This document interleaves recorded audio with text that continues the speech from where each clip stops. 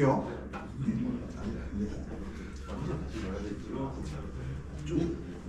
곤충의 이제 생태를 보게 되면은 이제 우리가 변태가 없는 것 무변태가 있고 불완전 변태가 있고 완전 변태가 있다고 했죠. 보면은 무변태 볼게요. 변태가 없는 거는 여기 톡톡이 같은 것들 이런 귀뚜라미 보면 이 귀뚜라미하고 톡톡이인데 어때요? 어린 놈과 큰 것이 큰 성충과의 성충하고 약충이 어때요? 모양은 비슷해요.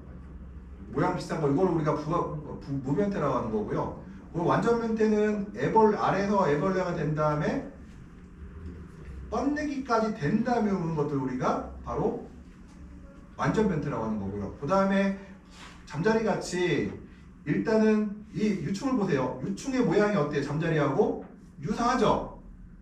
비슷하게 생겼어요. 날개방 속분이 비슷하게 생겼어요. 근데 재밌는 게 하나 있어요. 요거 있잖아요. 요거 애벌레하고 성충하고 이 애벌레 몸속에 이 성충이 들어있다는 거 아세요? 이미 들어있대요. 예를 들어 성충을 얘를 갖다가 유충에 여기 상처를 주잖아요. 성충이 됐을 때 그 자리에 그만큼 상처가 발생을 한다는 거예요. 그 안에서요. 기관이 없어진다는 거예요. 일부가 잘라져 갖고요. 그래서 이 완전 변태라는 거는 우리가 전혀 다른 놈들이 되는 거고요.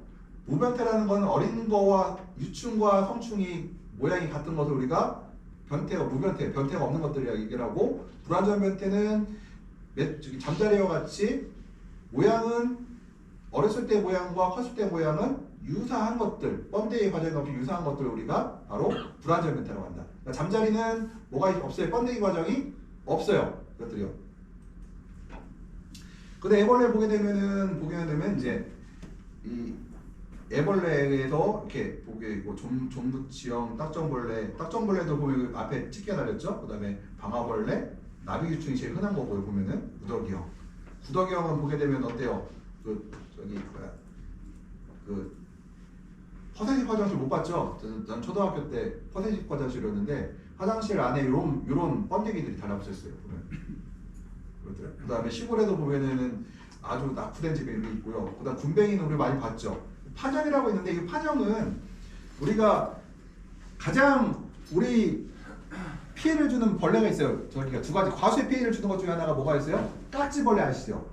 깍지벌레가 이 파정이고요. 그 다음에 또 있어요. 담배가루이가 바로 이 파정이에요. 담배가루도 이 파정으로 해서 애벌레가 번데기가 된 다음에 딱 여기 잎에 붙어 있거든요. 보면은 이런 형태로 붙어 있다. 이게 이렇게 붙어 있고요. 근데 번데기는 부독지가 완전히 붙어있냐의 큰 턱이 보면요. 이 나용이라는 거는 나비, 피용, 유용이 있는데 어떤 것들은 나용같이 이렇게 붙어있는 것들이 있고요. 어떤 거는 어때요? 이것이 유용이라고 해서 이게 뭐라고 하죠? 땅속 같은 데 들어있는 것들이 있어요. 보면은 우리가 이제 총채벌레나 이런 것들은 어디 붙어있지 않고 땅속에 이런 위용 형태로 땅속에 그냥 들어가 버 있거든요. 이것들이요. 그다음 파리 같은 경우 이런 것들은 뭐 붙어 있는 게 있고요. 나용과 피용과 유용이 있고요. 그다음에 파리들은 요 뒤쪽에 이런 거의 표시가 안 돼 있죠. 나용은 봤을 때 이미 겉을 봐도요. 어느 정도 나용과 피용 같은 경우는 보게 되면은 그 나비의 모양이라든가 이런 것들을 어느 정도 보여요. 이것들이요. 번데기 보게 되면 부전나비 뭐 저기 있고요. 보시고 그냥 번데기라고 그냥 이걸 내가 이런 거 시험 문제 내지는 않을 거예요. 그다음에 포식이라는 것도 보게 되면 이제 곤충의 포식이라고 해서 기다리는 방식이라고 해서 기다렸다 먹는 것들이 있고요. 그다음에 함정이 그다음에 함정 땅 파고 기다리는 것들이 있고요. 그다음에 찾아보면 재밌을 것 같은데 이거는 기미귀신을 못 봐서 한 번도 찾아낸 방식은 방향성이 없이 그냥 막 돌아다니고 무단 거예요. 그냥 막 돌아다녀요. 희동물질 활용은 모기나 파리 같은 경우는 자기가 어떠한 예를 들어서 그런 호르몬이라든가 이런 냄새를 맡고 쫓아다니는 애들이 있고요. 이런 것들 향기를 맡고 쫓아다니는 애들이 있고요. 곤충의 습성은 일주활동, 예를 들어 일일 중에 있어서의 활동의 주기가 되는데요. 나비는 주로 낮에 활동하고 밤에 쉬죠. 나방은 주로 밤에 활동하고 낮에 뒤에 숨어 있어요. 또 하나가 주성이라는 거는 자극을 받아서 몸이 미치는 방향으로 움직이는 것들이 있는데요. 주광성은 뭐예요? 어떤 햇빛을 광을 보고 쫓아가는 것들. 주화성은 화학 물질 찾는 것들. 주촉성, 주류성, 주풍성, 주지성, 열을 보고 하는 것들. 여러 같은 주성들이 있다. 내가 어떤 특정한 뭐 열이라든가 빛이라든가 어떤 화학물질이라든가 어떤 촉감이라든가 어떤 물이라든가 어떤 물 따라가는 것들, 그 주술성 같은 경우는 물이 많은 쪽으로 간다든가 하는 이런 특성들이 있다는 거고요. 그냥 곤충의 분류에서 이제 잠깐만. 아까 이제 날개가 있는 것들, 날개가 없는 것들, 날개가 있는 것들이 여기서 이제 있는 것도 없는 거 있고요. 날개가 있는 것 중에서도 접히는 거와 접히지 않는 것들이 있고요. 그래서 무시아강, 고시류, 내시류, 외시류가 있고, 외시류는 그냥 흔히 말해서 귀뚜라미, 총체벌레 이런 것들 얘기하는 거고요. 그 다음에 내시류는 나방 같은 것들 얘기하는 거고요. 그 다음에 고사류는 하루살이나 잠자리를 얘기하는 거고요. 그래서 우리가 이제 분류 체계를 보게 되면은 한번 쭉 보시는데 여기서 요 제목만 보세요. 그냥 톡톡이류, 무시아강, 그 다음에 유시아강, 그 다음에 흰시류 이렇게 있고요. 그 다음에 무시아강 같은 경우는 잎이 어떠냐면요, 이 톡톡이라고 해서 땅 속에서 이제 그 유기물을 분해하고 사는 애들이 있고요. 존부치목에는 뭐같이 보여요? 이게 찌개벌레 보이죠? 얘네들의 특징은 뭐 먹고 사는 애들이에요, 얘들은요? 무시아강 중에서 요 톡톡이나 존부치목이나 납바리목은 뭘 먹고 살까요? 땅 속의 유기물을 분해해서 사는 애들이 분해의 역할을 하는 것들이 바로 요것들이요. 이게요. 잎들이 들락들락 하는 애들이고요. 잎들이 고정된 애들, 이제 무시아강 중에서 돌존목이라고 해요. 이것도 좀이라는 것도요. 이것도 잎이 고정되어 있는데, 이 좀이라고 하면은 우리가 대표적인 사례가 뭐, 우리 벌레가 집안에 있는 벌레 중에 하나가 있죠. 좀이라고 하면 뭐가 있을까요? 좀벌레 중에서 책을 갉아먹는 얘가 바로 얘예요. 요 돌좀목이, 돌좀이라는 불리는 애들이 바로 요 좀벌레들이 바로 책이라든가 아니면 돈이라든가 이런 종이를 갉아먹는 애들이 이런 애들이고요. 또 하는 건 뭐냐면은 나무로 된 창틀 같은 경우를, 지금은 나무 창틀이 없으니까 그런데 나무 창틀을 갉아먹는 것들도 이 좀들이 갉아먹는다 이거든요. 고시류는 이제 유시아강 중에서 이제 날개를 접을 수 없는 것들인데요. 보면은 하루살이들이 있죠. 이렇게 하루살이, 하리살이 유충이고 하루살이가 되는데 요 하루살이들 볼 수가 있고요. 이건 잠자리고요. 잠자리도 볼 수가 있고요. 유시아강은 날개를 접을 수 있고 보기에 얘는 날개를 접을 수 없잖아요. 근데 날개를 접을 수 있죠. 이렇게요. 접을 수 있는데 불완전 병태. 이게 뭐냐면은 불완전 병태요. 얘하고 볼게요. 성충이 되면서 날개 달렸죠. 근데 어때요? 얘하고 비교했을 때 어때요? 차이가 큰 차이가 안 나죠. 메뚜기하고 특히 이런 메뚜기나 이게 이런 벌레들 같은 경우에는 유충 아래서 난 벌레하고 성충하고 차이가 모양의 차이가 거의 없어요. 거의 똑같다고 보시면 되거든요. 이 사마귀 같은 경우 아래서 알집에서 나왔을 때 그 사마귀 유충을 현미경으로 보게 되면은 사마귀 현충 사마귀와 차이가 없고요. 그 다음에 이 바퀴벌레 같은 경우도 바퀴벌레 보신 분, 바퀴벌레 새끼 본 사람. 바퀴벌레 새끼를 어떻게 볼 수 있냐면은 바퀴벌레 성충을 죽인다 일단. 그러고 나서 어디냐면은 끈끈이다 붙여놔요. 그러면은 거기서 시간이 지나면 뭔가 기어 나올 거예요. 못 봤죠? 한번 해봐요. 바퀴벌레 찾아가서 한번 잡은 다음에 일단 죽여. 살려도 상관없어. 죽여는 죽이잖아요. 죽여놓고 그거를 끈끈이다 붙여놓으면은 그 몸에서 뭔가가 나와요. 뭐가 나온다? 이런 새끼들이 나오는데 이 어미와 새끼의 차이가 없다. 이것들이요. 신기비도 마찬가지고. 예. 그다음 유시아 같은 경우는 이제 날개를 젖을 수 있는, 아까 말씀 메뚜기형 같은 경우도 보게 되면은 메뚜기가 유사 생겼지만요. 보면은 이런 것들을 보게 되면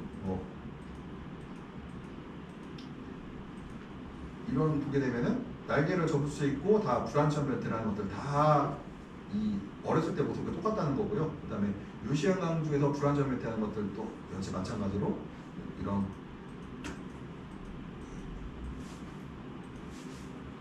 이건 2죠. 지금은 요 발 보세요. 이 발이 이렇게 돼 있죠. 이목 같은 경우는 뭐 어떻게 돼 있어요? 딱 움켜 잡게 돼 있죠. 한 번 더 고정되게 돼 있죠. 보면 보고 다듬이벌레목, 이목, 총채벌레, 매미목, 노린재목. 근데 여기서 우리가 농업에서 제일 문제되고 있는 게 바로 요 세 가지. 총채벌레, 매미목, 노린재목이 이 세 가지가 뭐예요? 우리가 파프리카, 토마토, 메론 여기서 가장 피해를 주는 것이 요 세 가지. 매미, 담배가루이, 매미충, 총채벌레, 노린재들 요 세 가지가 우리 실제로 우리가 해충이 우리가 농업에 가장 피해를 주는 요 해충들이 바로 루시아 강 중에서 바로 날개를 접을 수 있는 불안정 변태에 속한 것들이 있다는 거고요. 그 다음에 루시안 같은 경우는 또 완전 변태가 되는 건데요. 보면은 유충은 이렇게 이런 거 보면은 딱정벌레목 같은 경우는 딱정벌레의 유충이 어때요? 나무 속에 살고 있죠. 나무 속에서 살고 있는데 딱정벌레 유충이 딱정벌레 유충을 보게 되면은 군뱅이들이거든요. 군뱅이하고 큰 차이가 없는 것들인데요. 군뱅이와 딱정벌레는 봤을 때 어때요? 전혀 다른 놈들이죠. 벌레, 부채벌레목, 뱀잠자리목, 약대벌레목. 그래서 완전 변태가 될 수가 있는 것들이고요. 그 다음에 이런 잠자리들, 그 다음에 날도래목, 그 다음에 나비목들도 완전 변태가 이루어지고 있고요. 파리목, 그 다음에 벼룩목. 그 다음에 나무결 적생 중에서 우리가 파리목 같은 경우 이제 보게 되면 파리목, 벌목 같은 경우 완전 다르죠. 유충하고 성충하고 전혀 다른 놈들이죠. 파리 유충 본 사람들, 구데기라고 하죠. 우리 파리 유충은 구데기 뭐예요? 하얀색 쌀알 같은 벌레가 구데기잖아요. 우리가 보면은 구데기, 벌목이 있고요. 그다음에 전혀 다른 놈들이고, 그다음에 우리가 유흥구충에서 이제 익충과 해충으로 합니다. 그러면은 익충은 뭐예요?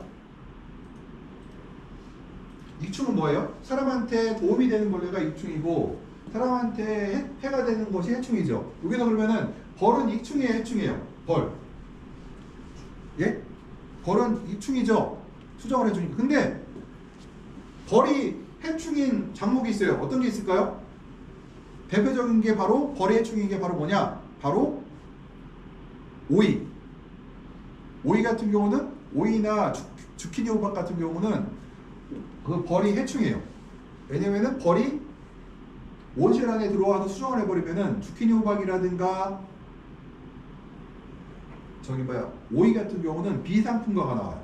그래서 외부에서 벌이 못 들어오게 망을 씌운다든가 이렇게 역할을 하거든요. 그래서 해충은 우리한테 피해를 주는 것들, 익충은 우리한테 이익을 주는 것들인데 상황에 따라서 벌도 익충이 될 수도 있고 해충이 될 수도 있어요. 그 다음에 여기 보시면 오른쪽 보면은 이제 온실 가루가 있고요. 온실 가루의 종벌이 있고요. 그 다음에 진딧물이 있고 무당벌레가 있는데 칠성 무당벌레가 있거든요. 이 진딧물은 뭐예요? 해충이고 그 다음에 무당벌레는 익충이 되겠고요. 온실가루이는 해충이고요. 온실가루의 종벌은 온실가루를 잡아버리고 먹는 익충이 되겠죠. 이게 천적을 사용하니까요. 그러면은 또 하나 여기 볼게요. 진딧물의 약충하고 성충하고 어때요? 모양이 똑같죠? 이건 변태를 하는 거예요? 안 하는 거예요? 무변태죠. 변태가 안 된 거죠.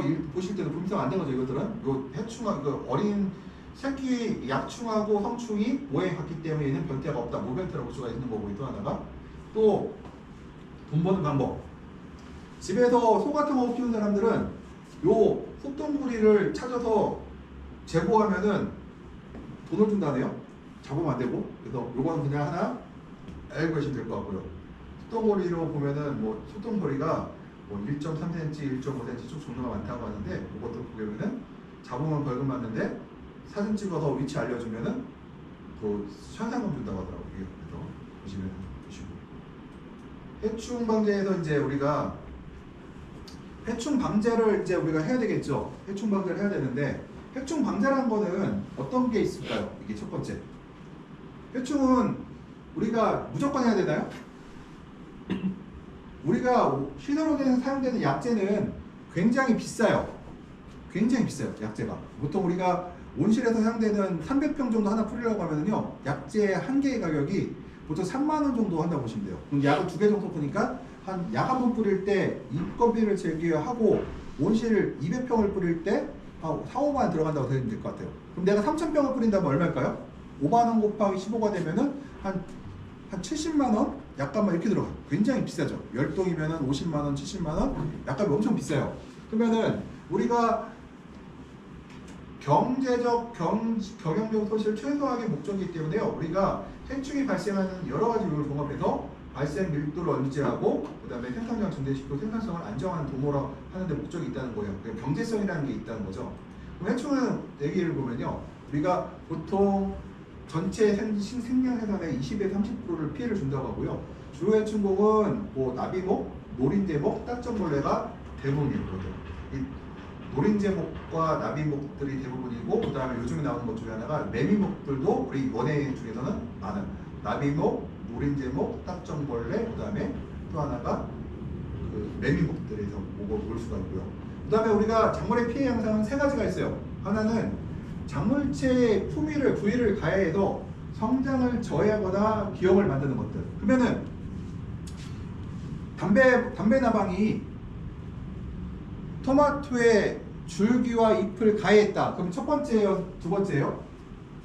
작물의 식물의 부위를 가해서 성장을 저해하거나 기형을 만드는 거고요. 그럼 담배가루이가 많은 성장이 못. 담배가루이가 잎에다가 구멍을 침을 받고 즙을 쭉 빨아먹었어요. 그러면은 어떤 즙을 빨아먹은 거죠? 광합성 양분을, 산분을 빨아먹었다는 얘기잖아요. 그러면 작물이 성장이 어떨까요? 광합성 양분이 벌레가 먹었기 때문에 성장이 느려지거나 어떠한 문제가 발생하겠죠. 그래서 첫 번째가 작물의 부위를 가하여 성장을 제어하거나 기형을 만드는 거죠. 양분을 흡수해버려갖고 양분을 사용함으로써 작물이 성장을 저해하거나 기형을 만드는 것들을 말해요. 그리고 또 어떤 경우도 있냐면은 과일에다가 아까 그 어떤 거냐면 노린재가 콩이라든가 과일 같은 데가 과일에다가 노린재가 부침을 한번 받게 되면은 그 과일이 상품성을 잃어요. 기형 과일이 발생하거든요. 그 어떤 주에 두 번째가 되겠죠. 어떠한 벌레가 그 과일에 부침을 받게 되면은 부침 주위에 기형이 발생함으로써 상품성이 떨어지는 것들이 있고요. 세 번째가 제일 문제예요. 우리가 첫 번째와 두 번째 같은 경우는 경제적으로 일정 부분 용인할 수가 있다. 밀도를 떨어뜨리면은 어때요? 밀도를 떨어뜨리면은 피해가 있다 하더라도 우리가 경제성 있는 범위 내에서 피해를 막을 수가 있단 말이에요. 이것들요. 근데 세 번째가 문제예요. 바이러스를 매개하여 작물을 고사시킨다. 그러니까 바이러스가 번지기 시작하면은 어때요? 내가 농사가 자체가 완전히 망해버리거든요. 실제로 시설원 내에서 가장 큰 피해, 그러니까 내가 운영을 하다가 내가 8월에 심어서 내년 7월까지 끌고 가야 되는데 11월, 12월 달에 그러니까 재배를 종료하고 다시 심는 사람들이 꽤 있어요. 이 사람들이 세 번째 피해가 대부분이.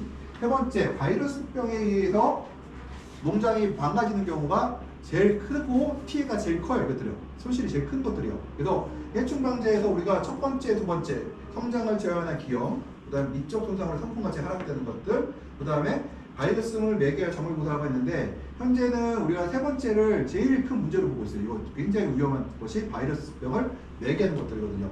우리가 아까 담배가루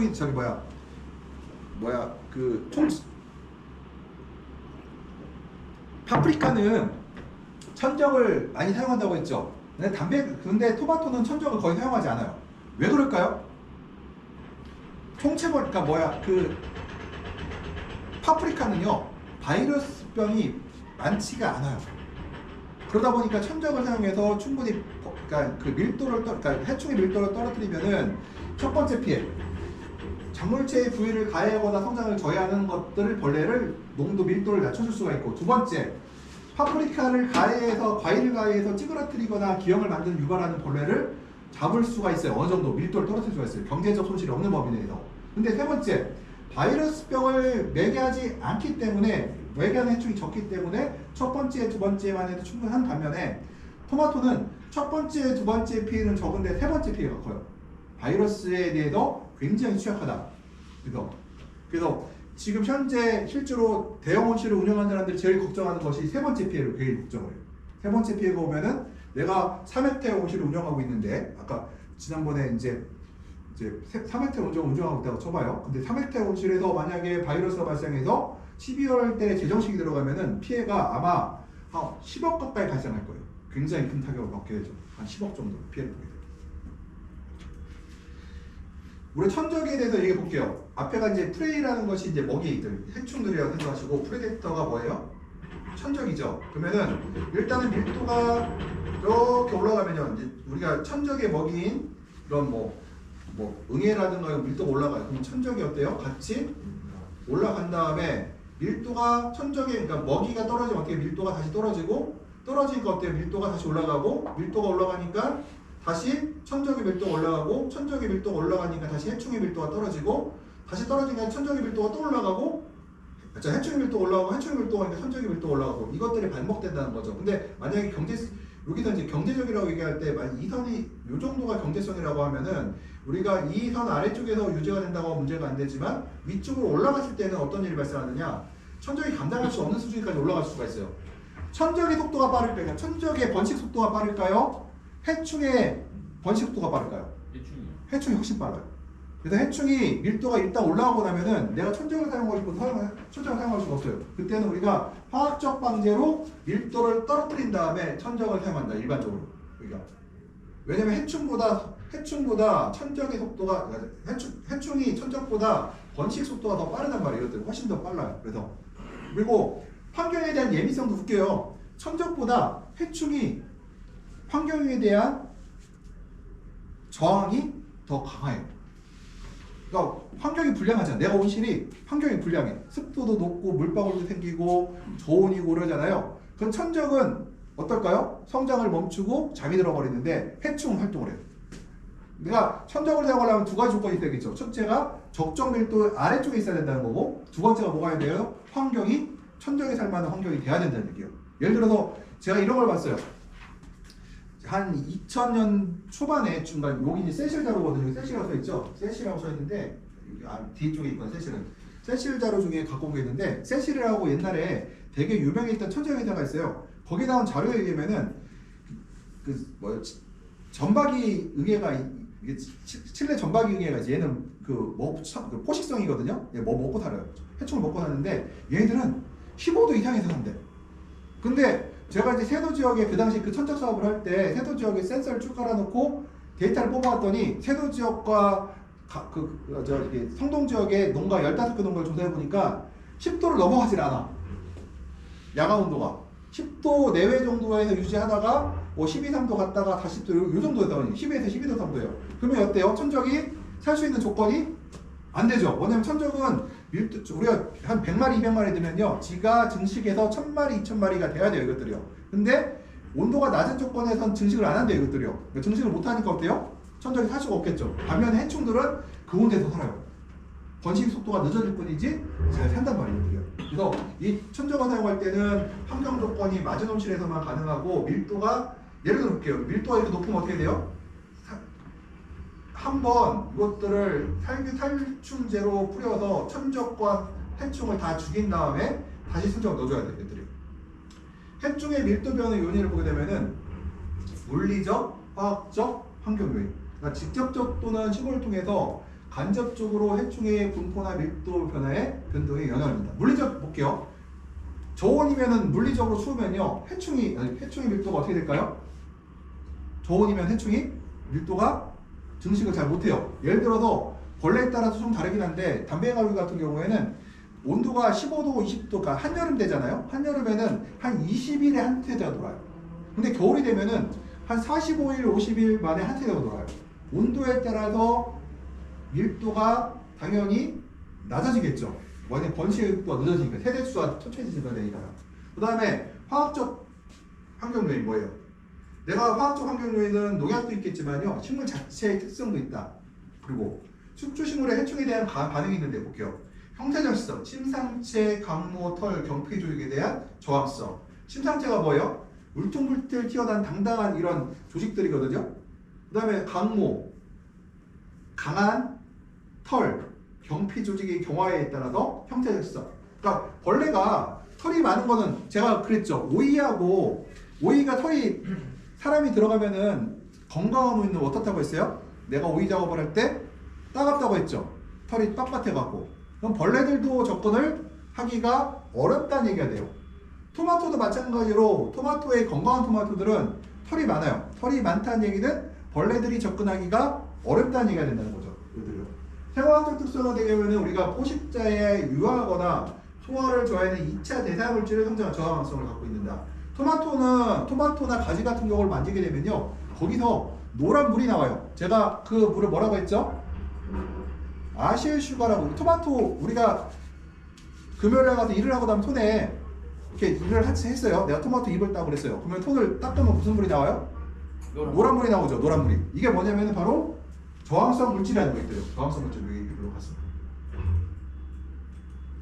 저항성 물질이라는 거 이것들이요. 이 노란 물질이 나오게 되면은 벌레들이 잘 자라지 못해요. 이거 굉장히 해로운 물질들이거든요. 이것들이요. 굉장히 해로운 물질. 오이도 마찬가지예요. 아까 누가 이제 오이에서 건강한 오이에서는 이상한 무슨 냄새가 날 거예요. 그 냄새가 벌레를 끌어들이는 오이가 아니라 벌레들한테 경고를 하는 거예요. 나 이런 거 갖고 있으니까 오지 마. 나 먹으면 지네 죽어. 하는 것들이 이것들이요. 그래서 이런 나무들이, 그 식물들이 아까 벌레들에 대항해서 자기들이 어떤 물질들을 만들어낸다. 그리고 식물이 건강하면 어떤다고 했어요? 세포벽을 두껍게 만든댔죠. 세포벽을 두껍게 만들면은 바로 형태적으로 경피가 딱딱해지면서 못 들어온다는 거고요. 유도저항성은 식물체에 유도된 방어 현상이 있다. 뭐냐면은요, 살리실릭 애시드라는 물질이 있어요. 우리가 산에 들어가면요, 누가 뭐라고 하죠? 뭐 피톤치든가 뭔가 나온다고 뭐 이런 얘기를 하잖아요. 그게 괜히 나올까요? 식물들이 바로 경고물질이에요. 이것들이요. 벌레들인가 이런 거, 특히 이런 거 나무에 상처를 내주게 되면은 그런 향기들이 더 진하게 나타나요. 뭐냐면은 이런 향기들이 나타나면서 나의 동료들한테 지금 벌레들이 있으니 유도 기작을 발휘해서 이런 침입자들을 막으라는 이런 신호를 준다는 것이죠. 그래서 저희들이 이제 그 연구 단계에서 있는 것들을 보게 되면 살리실릭 애시드라는 물질이 있어요. 화장품에 많이 쓰고 있죠. 살리실릭 애시드. 우리가 미피부에 쓰는데 이 살리실릭 애시드가 식물에서는 유도 저항성을 일으킨다고요. 유도 저항성을. 그래서 우리 인간들은 그걸 빼다가 화장품 원료로 사용하고 있는데 그걸 괜히 만든 게 아니죠. 식물들은. 바로 살리실릭 애시드를 이용해서 식물들이 자체 유도 저항성을 만들어서 곰팡이나 벌레에 대한 저항성을 유도시킨다. 그래서 어때요? 해충에 대한 반응이 뭐예요? 형태적 특성, 생화학적 특성, 유도 저항성이죠. 그럼 벌레들은 또 이거 어떻게 할까요? 아까 공진화를 한다고 했죠? 이런 기작에 대항해서 벌레들은 어떻게 해요? 또 하나가? 이런 방어 기작을 깨려고 어떻게 할까요? 내가 강모가 되고 경피가 딱딱해졌어요. 그러면은 내가 주두가 내가 침을 밟고 담배가루인데 구침을 박아서 지백을 빨아먹고 사네요. 근데 조직이 단단해. 그래서 내가 못 들어. 그러면은 그 중에서는 내가 담배가루가 1000마리가 있으면은 1000마리 중에서는 조직이 이게 구멍을 잘 뚫게 발달된 애들이 있을 거 아니에요. 그런 애들은 어떻게 될까요?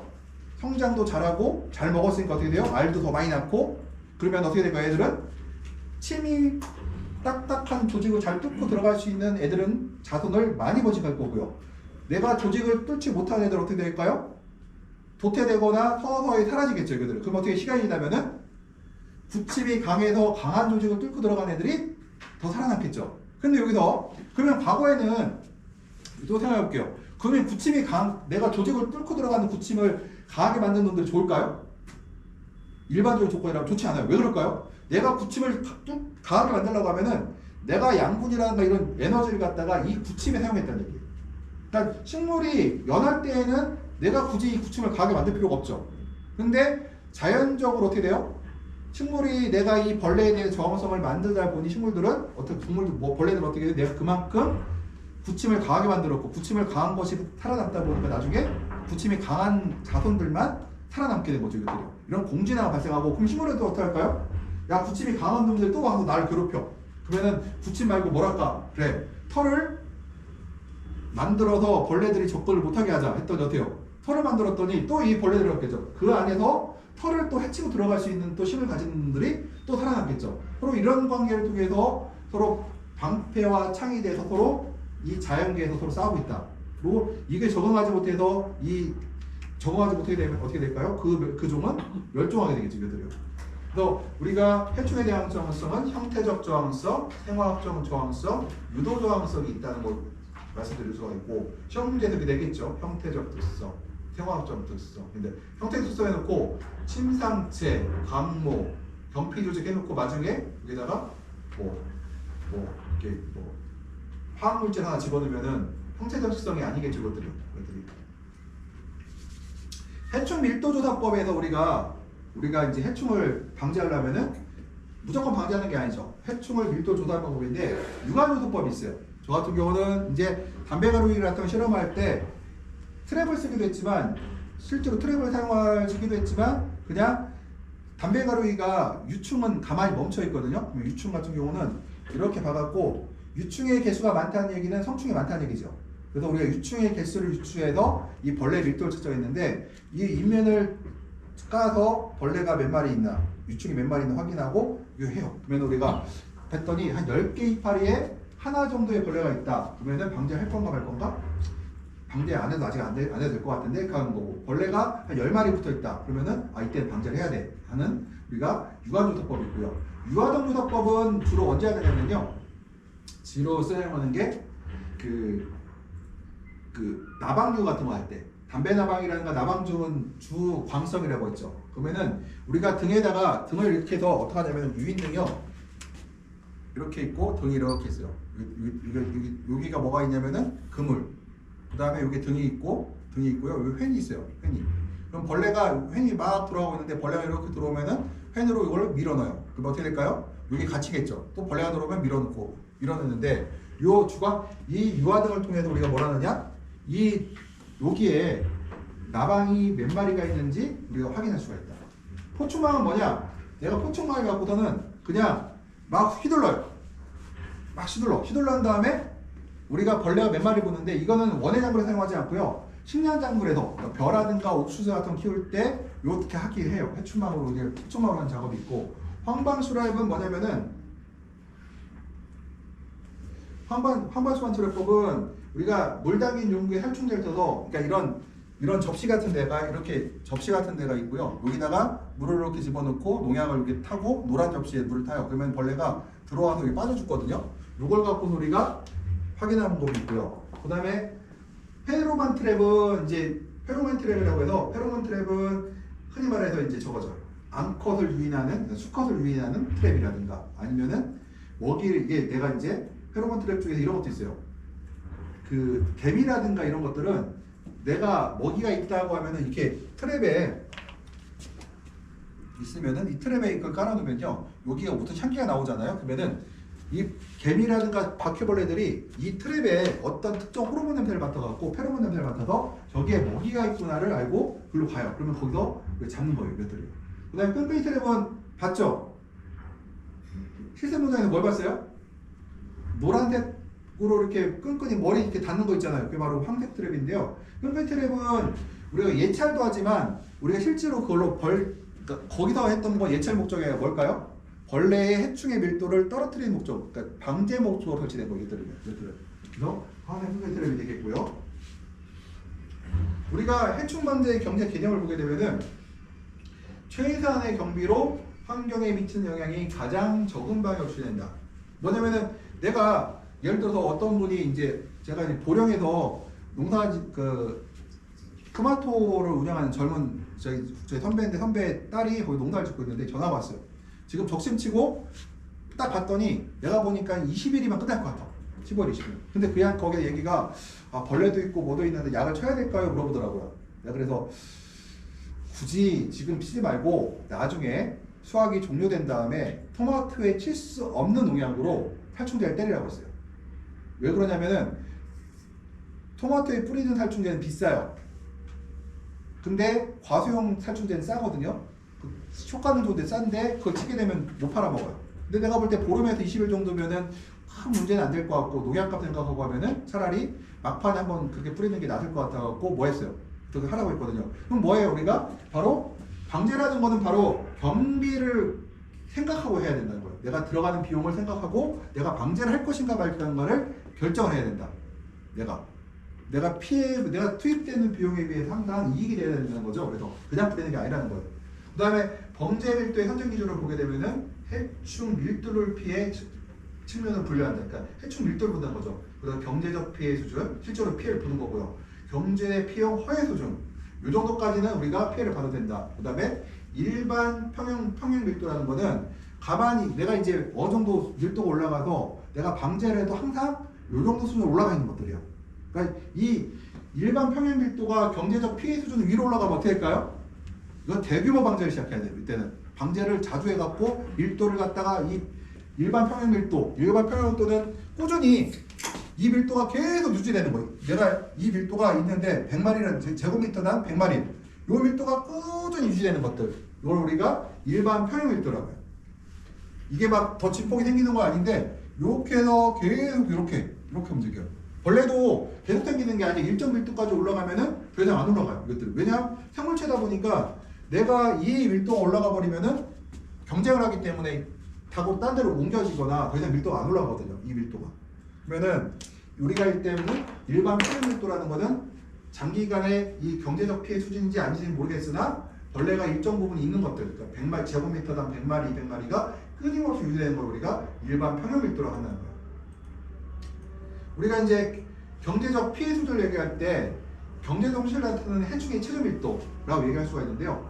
이 최저 밀도라는 거는 일단은 바이러스가 없는 개념에서는 이 최저 밀도가 맞아요. 이 벌레가 바이러스를 옮기지 않아. 단지 식물한테 가해를 해서 식물이 성장의 속도가 늦어지거나 과일의 품질이 떨어지거나 내가 과일의 수량이 떨어지는 품질을 떨어뜨리는 것들에 대해서는 이 경제적 피해 수준의 밀도가 나온다. 이것들은. 근데 바이러스 개념이 들어가기 시작하면은 약간 요 내용이 달라질 수가 있어요. 그 다음에 경제적 피해 허용 수준이라는 것은 뭐냐면은 폐충의 밀도가 경제적 피해 수준에 도달하는 걸 억제하기 위해서 방제 수단을 써야 하는 밀도 수준. 그러니까 요 수준까지는 도달하면 안 된다는 거죠. 우리가 경제적 피해 허용 수준은 경제적 피해 수준이 제일 높고요. 경제적 피해 허용 수준은 그 밑에 있고요. 일반 평형 밀도는 간섭을 영향하지 않고 장기간에 설정된 해충의 개체고 평균 밀도. 그러니까 이거는 이 평균 밀도가 경제적 피해 허용 수준 밑에 있어야 된다는 얘기예요. 이것들이요. 근데 여기서 얘기하는 거는 바이러스의 개념이 좀 벗어나 있다. 바이러스를 집어넣게 되면은 사실은 벌레의 밀도가 낮아도 바이러스가 오게 되면은 굉장히 치명적이라고 얘기했죠. 우리가 지금 현대 최근 2000년대 들어서 2010년대 들어서 우리가 2010년도 이후로는요 가장 피해를 보는 게 뭐냐면 바이러스에 의한 작물이 망가지는 것들이거든요. 온실이 바이러스에 의해서 그냥 전멸해버리거든요. 우리가 식물이 가해하는 정도가 해충이 물리적으로 가해하는 거는 사실 큰 피해가 없을 정도예요. 현재는. 근데 지금은 바이러스에 피해가 있기 때문에요. 이 경제적 피해 수준이라는 거는 좀 조심해서 봐야 된다는 거예요. 그래서 어떤 분이 그런 얘기를 하거든요. 나는 봤는데 우리 온실에 담배 가루가 없어. 그런데 퇴록 바이러스를 발생하는 거예요. 퇴록 바이러스는 담배 가루가 옮기는 바이러스거든요. 근데 밀도가 낮아. 보면은 쳐서 내가 10마리, 이파리 10장, 20장 봐도 벌레 한 마리도 없어요. 근데 어딘가 있다는 얘기예요. 벌레가. 그런 벌레들이 고독을 하고 있다가 바로 바이러스를 다른 친구들한테 옮긴다는 얘기죠. 이것들이요. 경제적 피해 수준과 경제적 피해 허용 수준과 일반 평균 밀도가 있어요. 그러면은 이 의미를 아시고 제가 문제를 객관식으로 낼게요. 주관식으로 안 내고. 그 다음에 우리가 잠재해충이라고 하는 게 있고요. 볼게요. 잠재해충은 뭐냐면은 볼게요. 일반 평형 밀도가 밑에 있어요. 경제적 피해 허용 수준이 있고 그러면은 일반 평형 밀도가 이렇게 있죠. 얘를 방제를 해야 돼요, 안 해야 돼요? 이 상태에는 방제를 되겠죠. 대표적인 사례가 작은 뿌리파리라는 게 있어요. 우리 저기 농장에 가보면은 작은 뿌리파리가 보여요. 그렇지만 제가 방제하라고는 안 해요. 우리 여기 우리가 실수 농장 가면은 왜 하느냐?